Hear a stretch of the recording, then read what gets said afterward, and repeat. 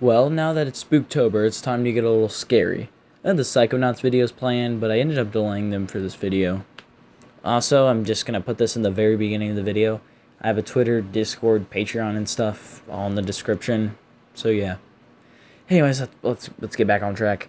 Today I'm covering Resident Evil 7, one of the more diverse of games in the series. On one hand, it returned to that classic Resident Evil design that fans of the series have been clamoring for a long time to return. But on the other hand, it separated itself even more from classic Resident Evil than 4, 5, or even 6. Oh, and speaking of Resident Evil 6, Resident Evil 6 is one of the worst Resident Evil games. I don't think that's a hot take. Not because the game itself is bad, the game is fine, but it was what the game did for Resident Evil that makes it so bad. Resident Evil 5 and 6 just aren't survival horror games, failing to meet a balance even 4 was able to meet. I don't own these games, nor do I plan to cover them, so the critical reception to 6 is very important, as it shaped what Resident Evil 7 would become. Resident Evil 7 started development as another action-focused third-person game. However, when the designers learned of the fan outcry, they decided to scale back from the action focus back to a horror focus. The only problem was they didn't want to make those PS1-style Resident Evil games. They wanted to make something more immersive and even scarier in those games. I respect this, as I know a lot of fans clamor for a return to form, and I totally get why, but those games wouldn't sell very well in today's gaming world. Instead, they opted for a totally new camera angle and gameplay style, the first-person shooter. They even created one of the most powerful engines ever used to create video games, and it was for 7. This allowed the game to be even scarier, as you were up close and personal with the horror. Unlike the Resident Evil games of old, if something was behind you, you can't see it unless you turn around and face it. This blended the story as well, as the story is all about Ethan Winters facing the Baker family head-on in order to save his missing wife, Mia Winters. But let's not stall anymore. Let's get... The title screen encompasses what this is going to be. A lone device sitting there waiting to be messed with, and an ominous track in the background. It's no wonder why most players, including myself, were already hooked at this point. The game opens with a message from your missing wife, Mia Winters. She tells Ethan that she lied to him, and to stay away from her. It then cuts to Ethan driving down a road talking to his buddy, where he reveals that Mia sent him a message out of the blue telling him where she is. Then we get to step out of the car, and this opening is so great. Walking around in front of the Baker estate, trying to find a way to get in, it may be simple, but it's executed very well. Whenever Jack shows up for the first time looking as if he's an illusion, it's a clear sign of what this game is conditioning you to. Supernatural horror. I suppose it's not really, considering everything that happens in the game is explained by science. Well, mostly. But the game doesn't feel like it is. Characters appearing out of midair, Jack getting torn apart and coming back multiple times, it all feels like supernatural horror until the end of the game. Same with this game's enemies, the Molded. They're big black creatures that are hiding in the basement of the new house, but they're unexplained. I don't know why they exist, I don't know why they're so powerful, and there's a magic to that.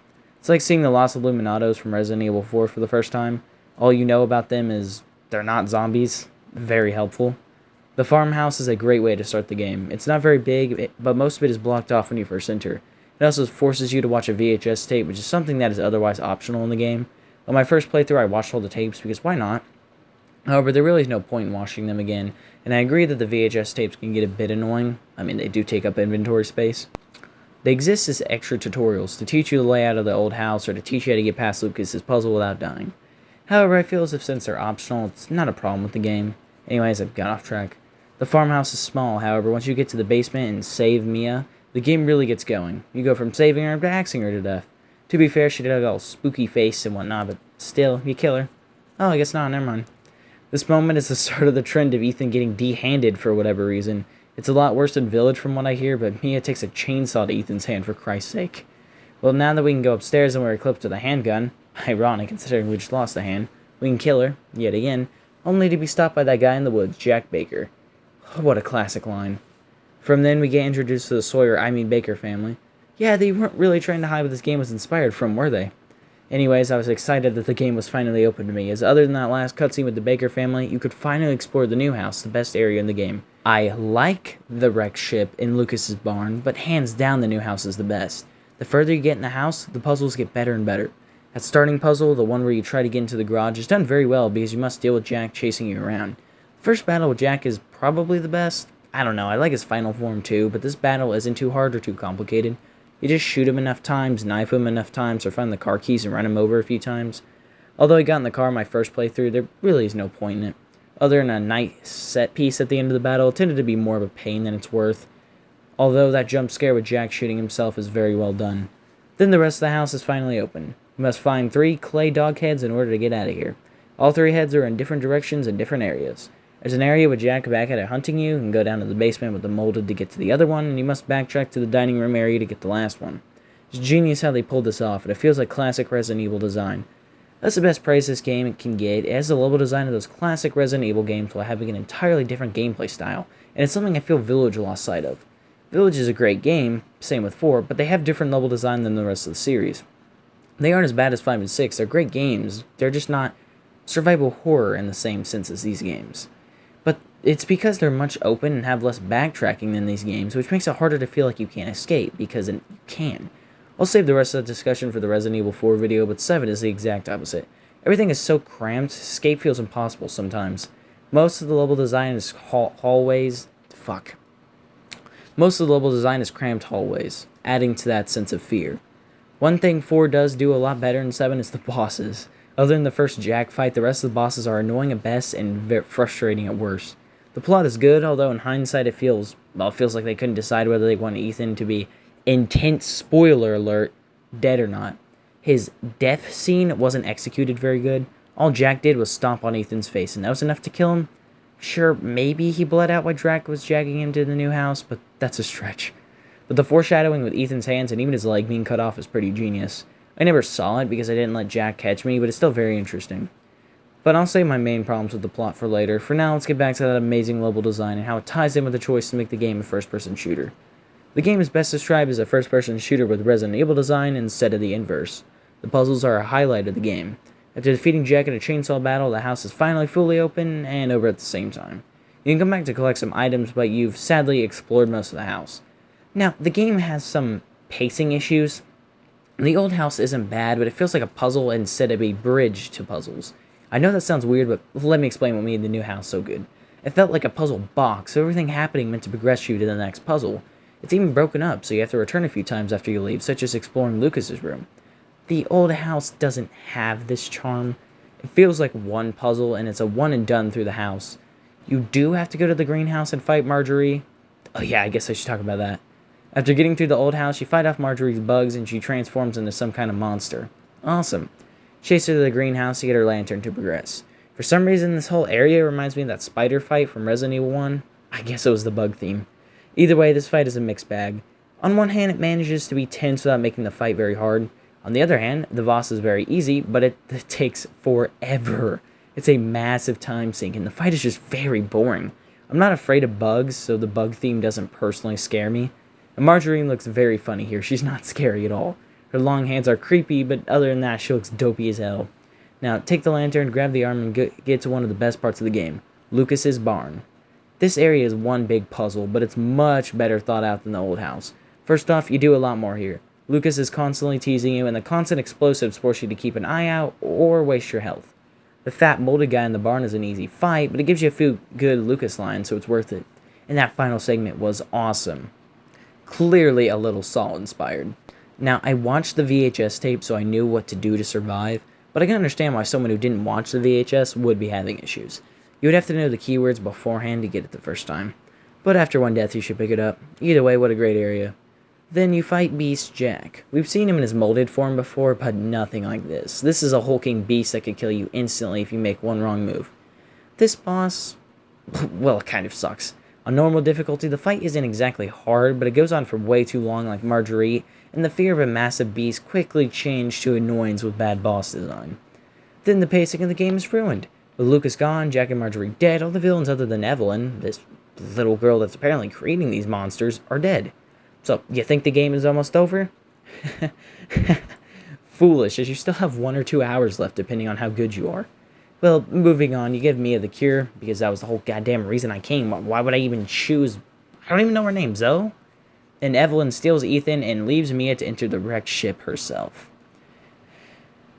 Opinion on the last third of the game seems to be pretty clear. The pacing is ruined and the game gets a strange difficulty spike. Up to this point on normal, I'd only died 2 or 3 times, and all these deaths were to the bosses. But when I ended the game, I had 23 deaths, and most of them are from the wrecked ship. Now, the wrecked ship is this game's nest. Back in Resident Evil 2, the nest was an underground lab segment to cap the game off. From that point on, almost every Resident Evil game has had a nest segment. I suppose you walk through a few caves after this, but that's just a set piece of the final boss and less of an area in the game. What the designers were going for is respectable. After giving you a sense of power and triumph after defeating Jack and escaping the Baker estate, they stripped you of almost all that power and threw you in a puzzle box where you have to try to get everything back. Two major problems though. Mia segment and difficulty. Instead of starting as Ethan, you start as Mia trying to save Ethan. Sure, it's padding, but it gets even worse when you're forced to watch one of the longest VHS tapes in the game to learn Mia's backstory. This could have all been communicated much, much better. Once again, I get what they were trying to do, but in my opinion it failed. Pretty badly. So not only playing as Mia longer than you probably should, but due to the terrible pistol she's given, the game also gets a lot harder out of nowhere. Say I suck, fine, but I've heard other fans of the series and some of my friends shared the opinion that this is the hardest part of the game, no contest. They throw just as many enemies at you as the basement from the new house did, and considering you have less ammo and a weaker weapon, you need to get good at dodging these guys, not just to save ammo, but because you probably won't have ammo half the time. Thankfully, Ethan's segment isn't as long, and we get the machine gun, so at least I can mow down these things as punishment for the shit they put me through earlier. We about done here? I think so. We make our way through this cave system only to learn Lucas was working with a team studying the Baker family. Something is off here. The BSAA? Yeah, apparently Lucas was working with the BSAA. But he also killed the team, so lose win? I know that I'm going to be covering the games out of order, but I hope one day I cover all the games so the story will at least kind of make sense to the uninitiated. They'll be in a playlist, of course. However, the game finally finds it right to end with a scripted final boss exactly like G's Stage 4 from Resident Evil 2. Just, wow. At least our boulder-punching boy Chris Redfield is here. What a surprise. Overall, I think it's a shame that the game ends so weak. I don't know if they ran out of time or money or something, but it's just such a weak end, copying other segments from the series and just padded out severely. Resident Evil 7 is one of the best games in the series, and honestly one of my favorite first-person shooters. From a level design standpoint, it manages to feel like more of a sequel to the PS1 games than 4 ever did, and the game is one of, if not the scariest games I've ever played. Resident Evil 7 was such a focused game, until you leave the Baker Ranch. The game manages to be very replayable, keeping in series tradition. You get weapons you can use from the start, unlock Madhouse mode, hard mode basically, and a lot of DLC. Most of it is just backstory, but Not a Hero and End of Zoe are the only notable ones. Now, DLC in a Resident Evil game is a bit controversial, I know, but Not a Hero is free. It feels more like a standard first-person shooter with an action focus. Not kind of like 6, but not like 6, it's not as bad.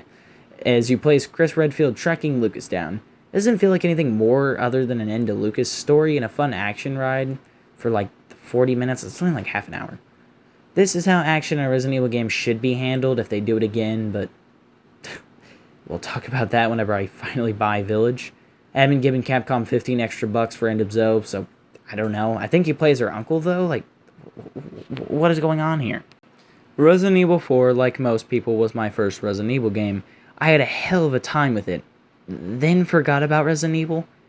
I almost sold my copy of Resident Evil 4, honestly. But when I got my Xbox and downloaded Resident Evil 7, I was drawn in more than 4 ever did. Resident Evil 4 is the better starting game, but Resident Evil 7 is the better game, and it should be the game you follow up 4 with. I love this series now, and there's something about Resident Evil 7's level design that makes it hard to hold the game's ending against it. I love this game, and it exists to show what a first-person shooter can offer with Metroidvania level design and, well, just not being a military action shooter. That's pretty much every first-person other than Doom. Yay. I have plenty of problems with the game, more than some others in the series, but the highs are high enough that the lows don't bother me as much. Oh, and of course we get this line. Welcome to the family, son. Oh, it's classic. Also, please don't play this Switch port. I think it's a cloud port. It may even be Japan exclusive. I don't know, but just don't play it. Join my Discord, check out my Twitter, and even sub to my Patreon if you can. This is hard times, and trust me, I'm just a broke high schooler. You need your money more than I need it. Have a good one, guys. Thanks for watching. I know this was shorter, but there's nothing wrong with short videos every once in a while.